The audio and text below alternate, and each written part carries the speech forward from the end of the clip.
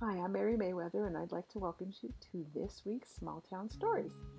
This small town story, I already sent it out to my newsletter a while ago, and I'm going to record it because my children don't read my stories. They run now. I'm joking.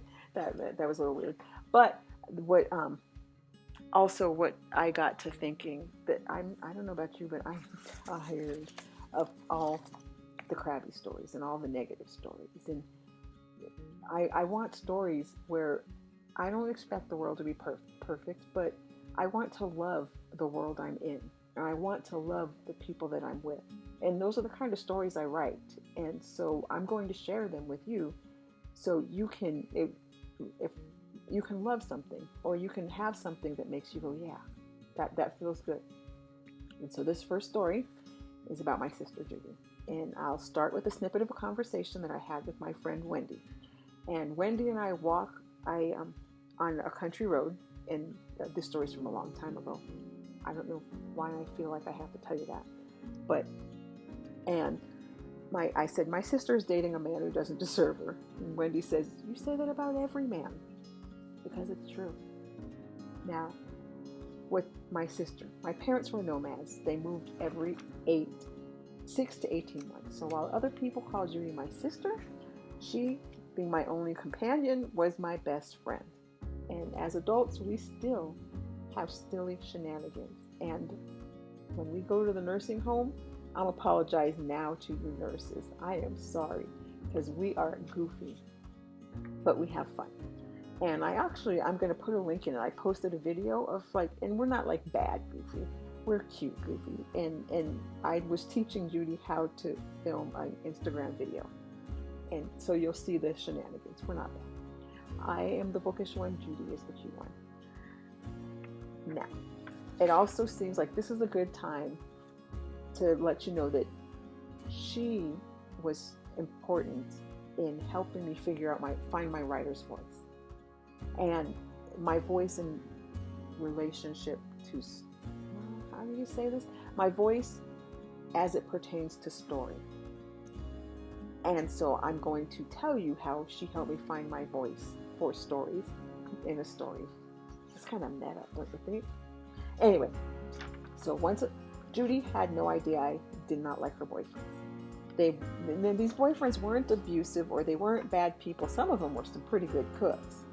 But they didn't appreciate her the way I felt she deserved to be appreciated.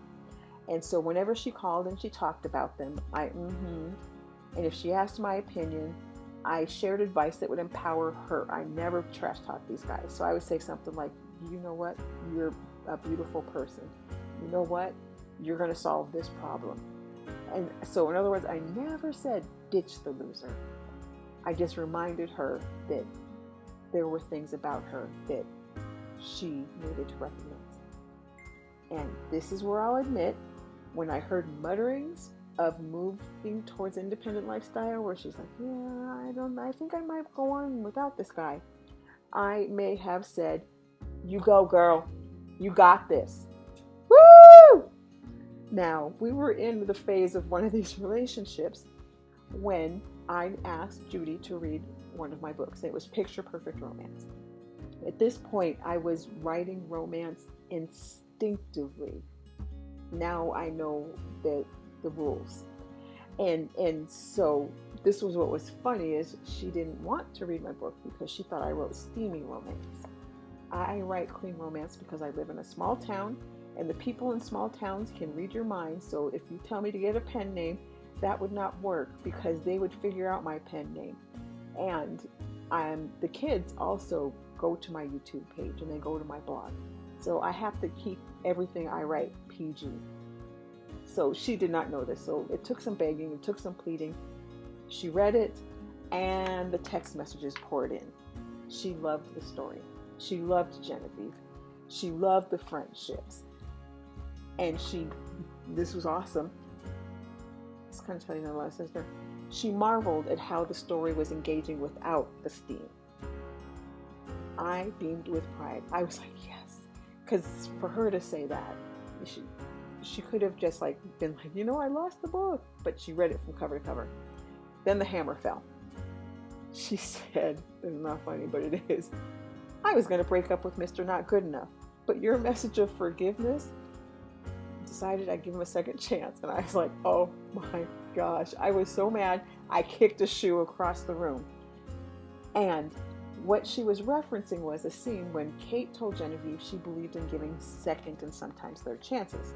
Now, this is where my voice was kind of gray. This is where it went, whoop. This is what you believe. I believe in second and third chances, but I believe that you should give them to yourself. And of course, you should forgive and give other people chances, but give them to yourself. But I didn't say it clearly. And when I say give them to yourself, a lot of times people get burned by love, and then they don't want to pursue it. And this is romantic relationships. This is in friendships. This is in familial things. And you have to give yourself, you have to trust yourself so you can pursue healthy relationships. Now, since then, the scene has been revised, and Genevieve has been told, girl, you give yourself a chance. You believe in love. You might have made a mistake, but you get back up. Now, this story does have a happy ending. So a year later, my sister ditched Mr. Not Good Enough. And then there came new worries because she wasn't in that phase where she wanted to believe in herself. And so then we talked about how Mr. Not Good Enough, he wasn't good enough for her, but he took her to a place where she was brave enough to explore the world. And she did things she would have never thought to try without him. And she seemed okay. Breakups are hard, but I felt comfortable with her. Well, a couple of weeks later, Judy called, and I could tell something happened. And her voice was shy, and it held that sweet discomfort. And how people have voices like with babies, they're softer, or when you touch a cake, when you first pull it out of the oven, like when it's cold, you're like tap, tap, tap. But when it's first out of the oven, you're like really gentle because you don't want to ruin it. That was the tone in her voice. And she wanted to tell me she met a guy. And when she told me what he said to her, I knew beyond a doubt she had found Mr. Right for her. So on the next walk down the country road with Wendy, I'm telling her about Judy and this new boyfriend, and it hits me. Judy did get the message. She gave herself the second chance she deserved. Okay? So I will end this week's story with warm wishes and hopes that life brings you moments of love and laughter, and mostly you'll find things that help you fall in love with life again. Until next week, make good choices.